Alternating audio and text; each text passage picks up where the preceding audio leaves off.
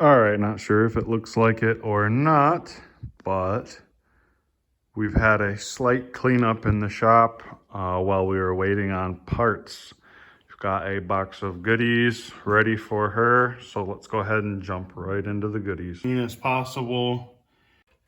So, do you notice anything? Can you see?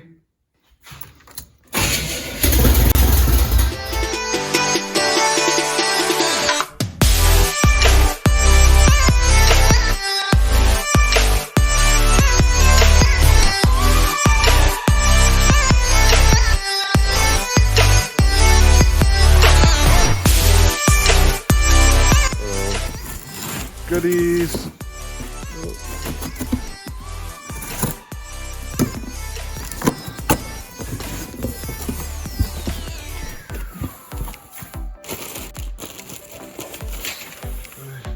All right. So, see what we've got in here.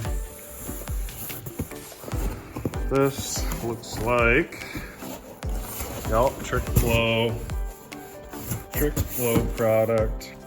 So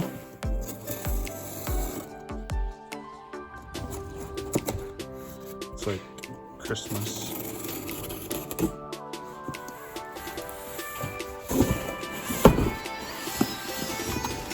And no, I'm not sponsored. I had to pay for all these parts.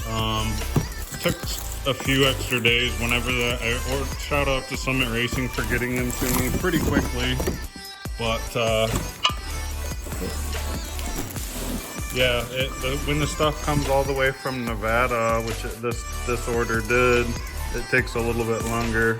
Sometimes I just to get a couple things and they happen to have them right there in Ohio, and then they get here like the next day pretty much.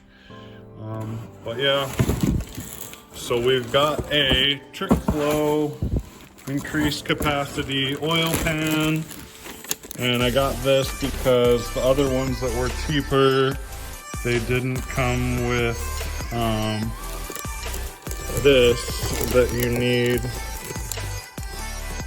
But I don't see in my kit.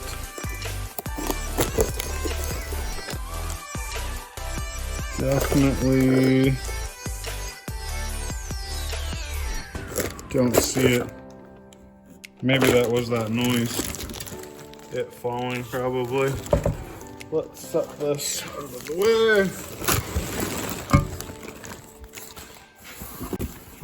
Yeah, there it is. Okay, here's the piece. So the other ones don't come with this, which is a filter extension for the pickup.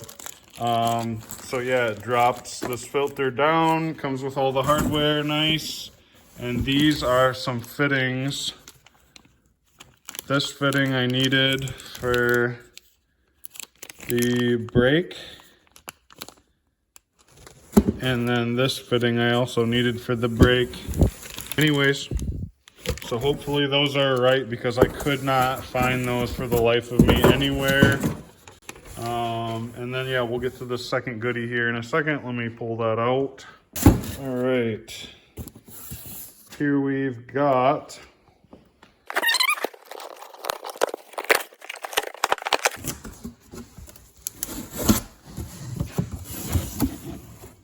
dun, dun, dun. Dang, man, this is epic. Got some nice equipment for this girl. Winner's Performance, Sidewinder Shifter, the gated shifter. That way I don't accidentally get it into reverse or anything stupid. For the 350, looks pretty quality. Again, I'm not sponsored, I wish I was. But yeah, it looks like the shifter bracket, and then down here in that, there's the shifter cable, so should be able to get this all hooked up. I wonder if this is the same thread pattern as another knob that I have. I could throw on there if it is. But yeah, so that's pretty much the gist of it. We got this Winner's Performance Sidewinder Shifter for the 350. We've got some brake fittings, and I don't even, oh yeah, these brake fittings.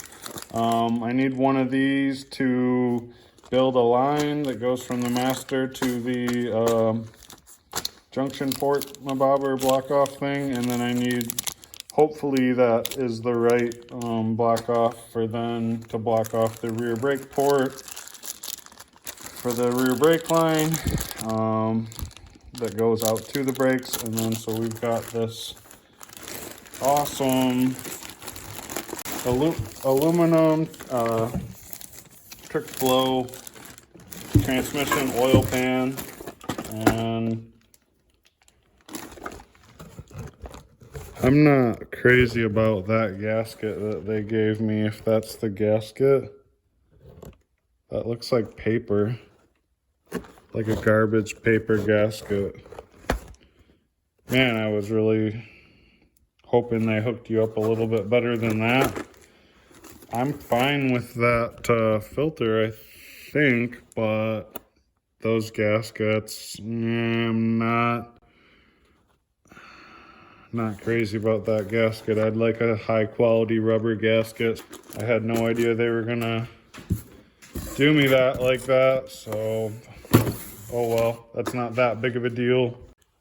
Okay, so we're gonna start with the easy stuff. What I would assume to be easy, but it's been a pain because these parts stores have not come through for me. But basically, this is the rear brakes, 9/16-18, and it's like they couldn't tell you what size little block off plugs and different things they were selling you. They were just gonna sell them to you, and it's up to you to figure out if they were right, not right, all that. So this one fit as far as I can tell. It just doesn't thread in very far, I guess. But I don't know if you can see, I think you can. That is plugged up with dirt. And then otherwise, I think that's gonna work. And we were able to find this one, which I'd have to look back on what it was again. I don't remember. And then this is from the master cylinder, which you can't really see it hardly, but from the master cylinder front brake. Front brakes are attached. I don't know if the rubber at the ends is any good. We're gonna find out.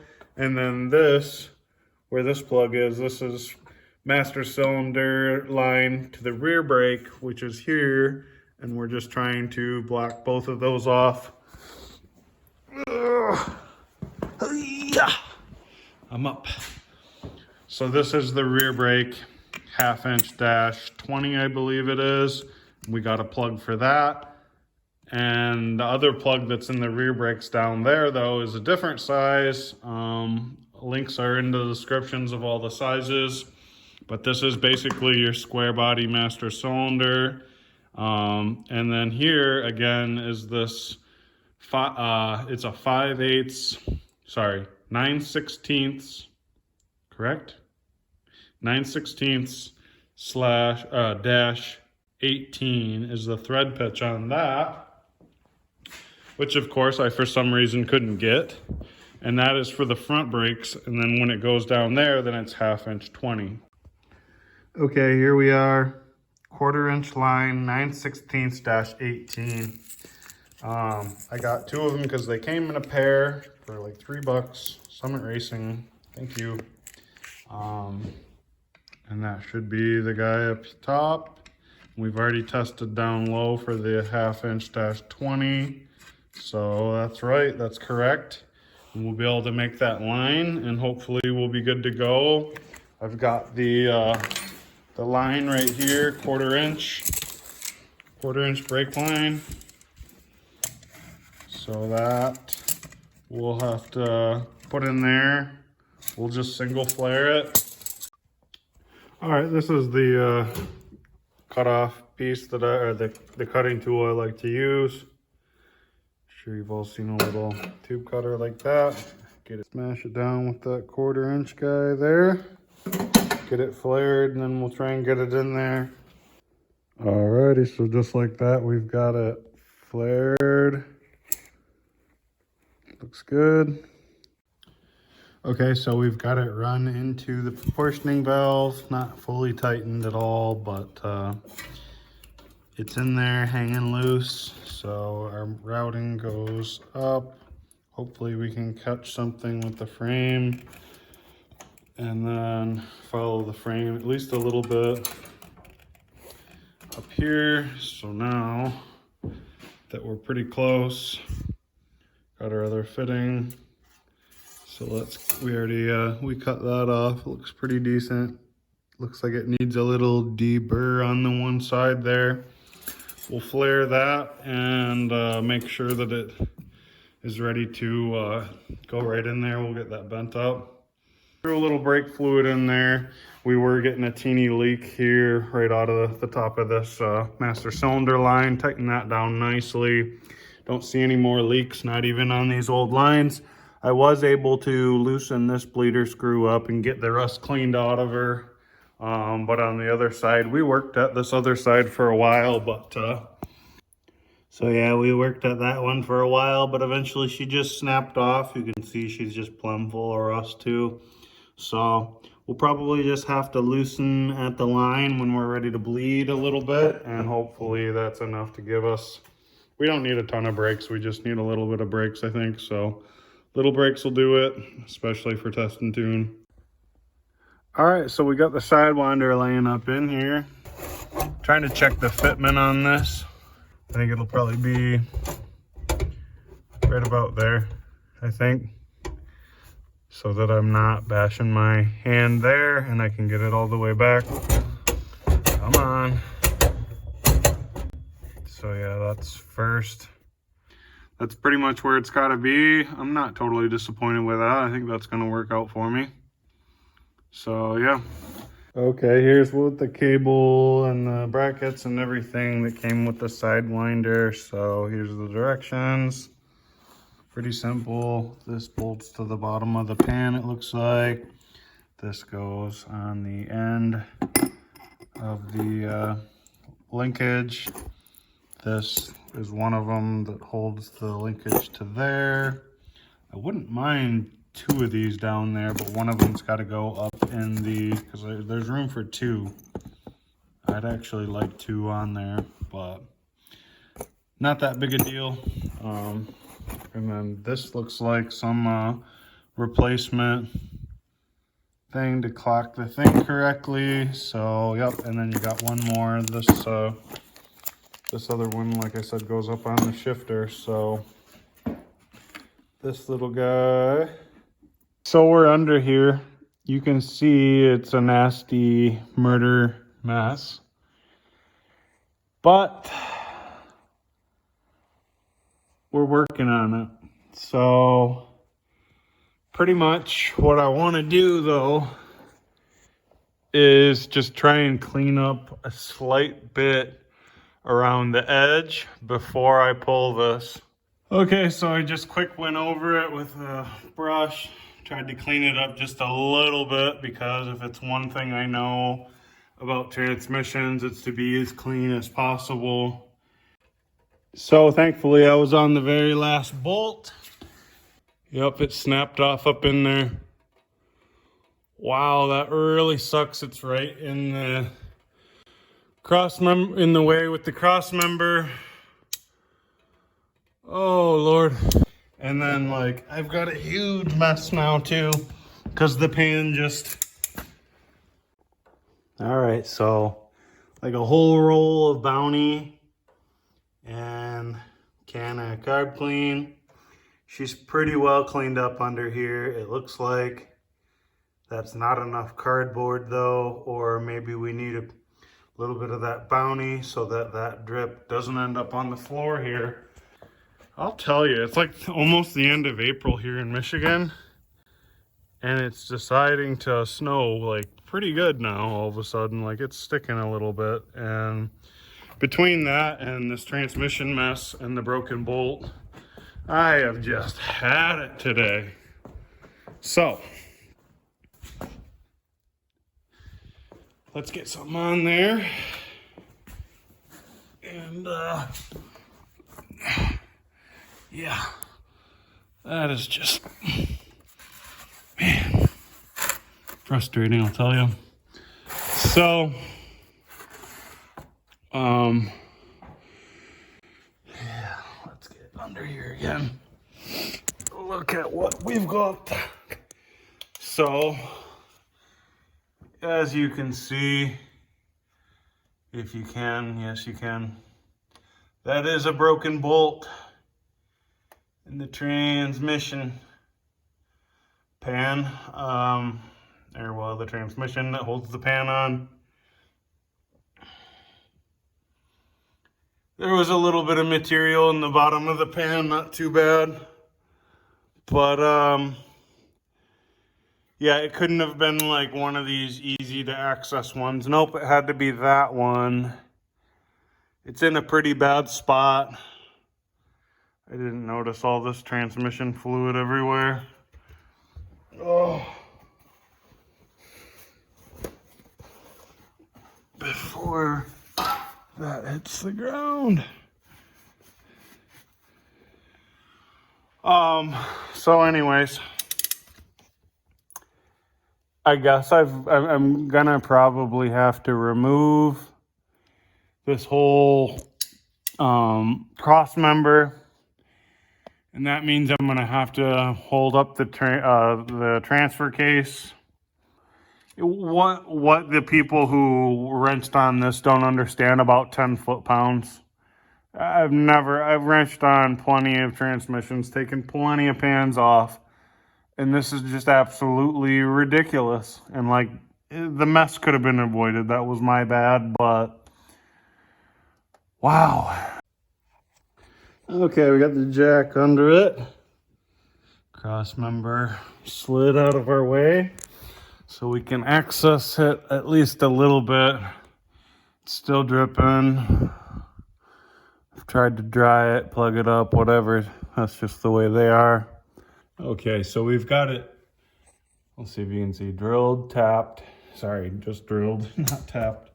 And we've got our easy out. Okay, wish me luck. So, here goes nothing.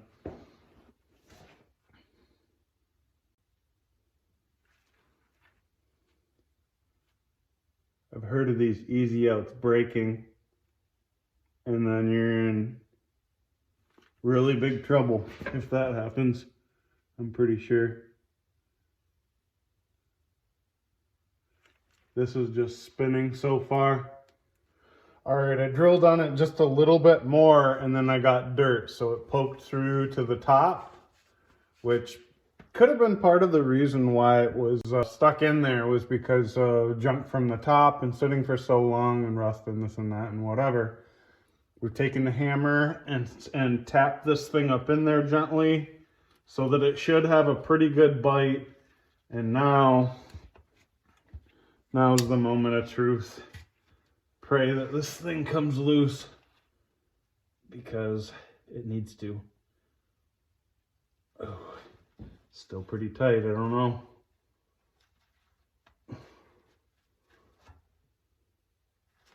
Man, that's tight. Ooh, that's scary. I'm afraid it's gonna do something I don't like. Really afraid. Please don't do something I don't like. Frick, man, that's in there. Man, I was really hoping this would come out. It just doesn't want to. Let me work at it some more, and then I'm gonna spray. Now that I've gotten through it, I'm gonna spray penetrant up through the top and try and get that like lubricated up more, I guess. Okay.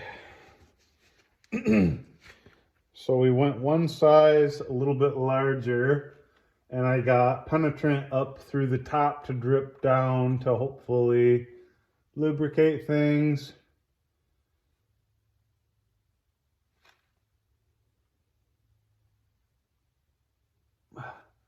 I don't understand. Drill it out one size even bigger.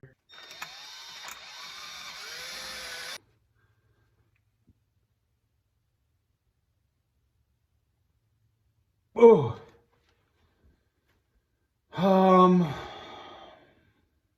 All right, guys, I'm about, I'd say an hour into it. It probably looks really good.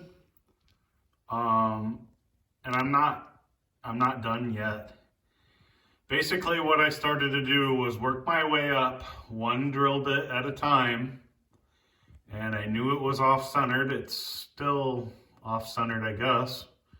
And I think it's just gonna be, unfortunately.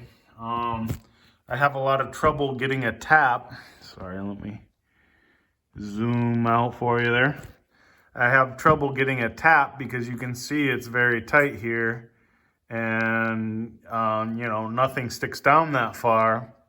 So I was kind of worried, but basically what I'm doing is I've got my tap on here, set on slow speed, and I've just been going in and out super duper easy, trying to just get the junk out and cut some fresh threads, hopefully not too off-centered, to where then I can just bolt the whole apparatus back together. I actually think we're getting close and that this is going to work, but let me keep working at it and hopefully we will be past this. Okay, guys, we were able to run that tap through there.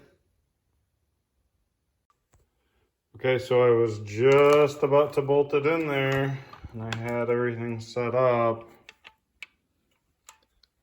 Let's see if you can see. Does that look right to you? Because yeah, that's definitely not long enough. I don't know why they wouldn't give you long enough bolts. Clearly those are the different ones. They're even longer than those, but they're still about, I don't know, 1/4 inch too short in my mind. All right, so I'm done messing with this thing. I couldn't find the right length bolts. Definitely a few threads on to them, so I'm not too worried about it. Seem to be decent, and I don't think it needs to be crazy tight or anything. But yeah, that would be my worry, is that they're not tight enough and then they end up backing out. But I don't know what the foot-pound rating is, but I don't want to go crazy. Because I'm just worried that then it would strip the couple little threads that you've got right off of there. So I think we just want to have them snug like that and pray for the best. And worst case scenario, that all comes apart and possibly burns the transmission up, which would be very, very bad. But I'm hoping obviously that does not happen. So anyways, we've got this on there. Now time to put the actual pan on. So let's go ahead and throw that on there. Alrighty, so I like to go around and try and install all the bolts about a half a turn or turn or so in. And then that's got them all located nicely and through the gasket, because like this gasket, it was a little tight in spots, as you can see. Like, it's not sitting flush because it's pushing it around a little bit funny, which is weird. It's definitely not the greatest gasket, but let's hope that it's good enough. And all right, let's hop under there.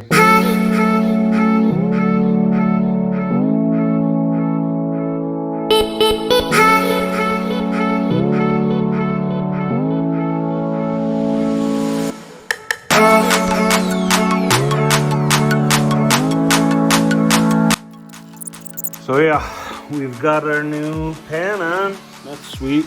Doesn't stick too far low, like I was a little worried about. Really not bad at all.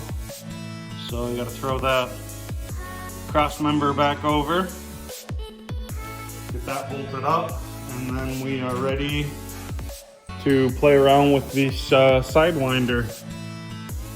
But Yeah, it's almost 10 o'clock, unfortunately. Doing this brake line and then dealing with that pan, the mess, and then the broken bolt.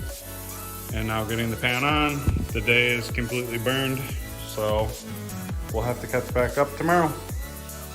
All right, I knew not to get the cab fully bolted down. I had to swing the cab over a little bit, get a hole saw so that we could get the hole good to go for the Sidewinder there. We got that tall cable mounted to the actual Sidewinder shifter, and jumped the gun just a hair, getting all the bracketry on the other end, so I took it back off though, no big deal. And so now gotta hop under there, get this bracket mounted to the transmission first actually, and then we'll slip the cable through and see if we can't get it connected on the actual transmission here. But anyways, so it flipped through the floor here, and so it's pretty much just gonna come forward right like so. So that'll be fine. We'll have to just put that up to the floor, or maybe the frame here. Probably the frame looks fine right there, possibly. I don't know. We'll see where it all ends up once it's mounted here. Anyway, so yep, let me get a couple bolts loose on the transmission, see if we can't get that mount on there. Alrighty guys, we got the Sidewinder pretty much in there. Got to throw a couple of bolts to hold this whole thing down, but otherwise I kind of know where I want it and this and that. It seems like it all works. I've got it hooked onto the transmission. It doesn't quite bottom all the way out into the first, so that's probably just a cable adjustment. Anyways, so we're moving on now. I'm gonna try and get some of this wiring taken care of. So we got the multimeter out, and went ahead and labeled most of the stuff that I know. And so we'll just go from pin to try and find the ends of them and see if any of them, you know, like this one, are exposed and still any good, or if they're totally junk and just not gonna work for us. So we'll figure out where things are at, and if we need to extend some stuff, splice some stuff, whatever, we'll get her done. So that I just need the basics. I pretty much just need 3 wires at this point, really. Alrighty, so we've just got things kind of more or less temporarily wired to make sure that everything's gonna work with the harness. And it was like I had a bad ground, but so it's turning over. It sounds like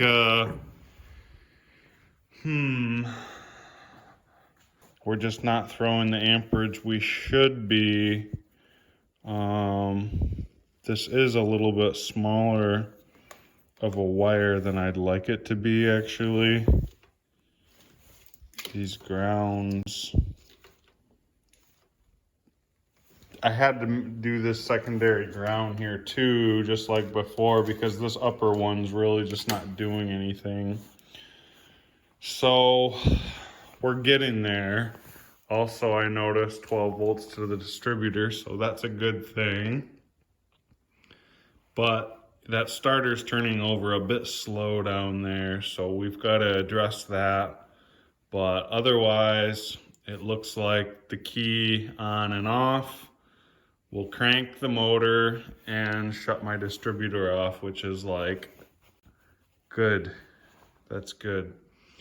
So we're making a little bit of progress. We ended up getting a whole bunch of fruit trees and different pine trees and some dogwood trees today from the fairgrounds. So we've kind of got to go home and deal with some of that stuff in a little while here, and cut this day short. But I just need to keep moving on this wiring because we are getting there. Let's try and finalize some of that wiring there and get it tidied up. And that will be good for today, I guess. All right, so we're back again today. We've got the fuel contraption run, And you can't really see it now, but off camera I did just a little work. I knew I was gonna have to. Before, I had this hooked up on the fuel pump to the tank side, and it was right in there like that, and that hose was down there inside of the C-channel frame, and the way it poked out, you couldn't run it any other way but right inside there along that, unless I drilled a hole through the side of the frame, which I really didn't want to do. And so that made you run right through there and back past the headers. And it was only been 10-15 minutes worth of run time, maybe less, before it melted a hole in this rubber line and have a fire. So I'm trying to avoid all that, and I've already got it with a 90 on there. It's like an elbow 90. So we're just gonna come straight up just enough to get right somewhere right there, and somewhere right here we'll turn it into hard line and probably run it like right on the outside of the frame rail, I'm kind of thinking, or top of the frame rail and covered in this portion or something. But we're just gonna go as much hard line as we can all the way to the front to the back, I think, and to the tank. So yeah, this was just for testing purposes when it was down there running along there, and it worked fine for just a couple minutes to fire it up from the tank I had and whatever and keep it running, but I had to change that. So that's what that's all about. This is the old fitting. Like I said, I put an elbow down there that I clocked right up. We got this fender back up here and mounted this battery tray so that I had somewhere to set my battery. We ran out of juice cranking on it last night. I thought it was just not quite getting prime in the whole nine and whatever. And that my battery was just low, but it turns out after messing with it that like there's fuel in there right now. Okay, there, now you can see it better. So as you can see, I've got the choke propped open so that you can see in there.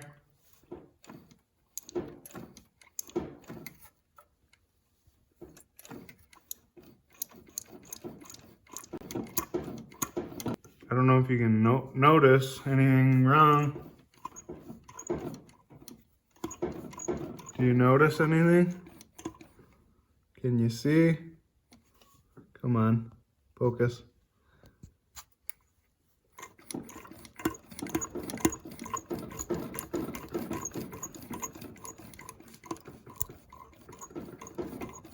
Yeah, there's no accelerator pump. So pretty much what you get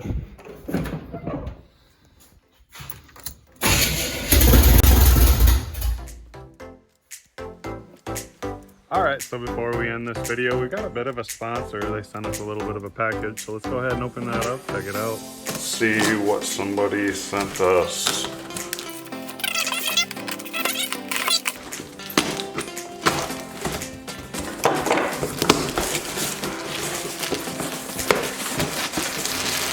Alright. Backpack, biking bags, backpack. So yeah, I remember talking to these guys a while back actually, but they were asking me to do a review on their Viking backpack, which this was like a street bike, I think, dirt bike. This is called the Axe 27 by Viking Bags. Alright guys, so right off the get-go, I'm already in love with it. I love the color, I love the style, and I love the size of it. It's a little bit smaller than most of the other bags that I have. Alright guys, I couldn't be any happier with this bag. It's just a really, really nice bag. I think it's going to serve me a really nice purpose. With this hard outer shell, it's going to protect anything in it, so I'm thinking it's going to make a really good camera bag. Not that I can't use it as a weekend bag. It is a little bit smaller than some of my other backpacks, but I think the size is about perfect for a weekend bag.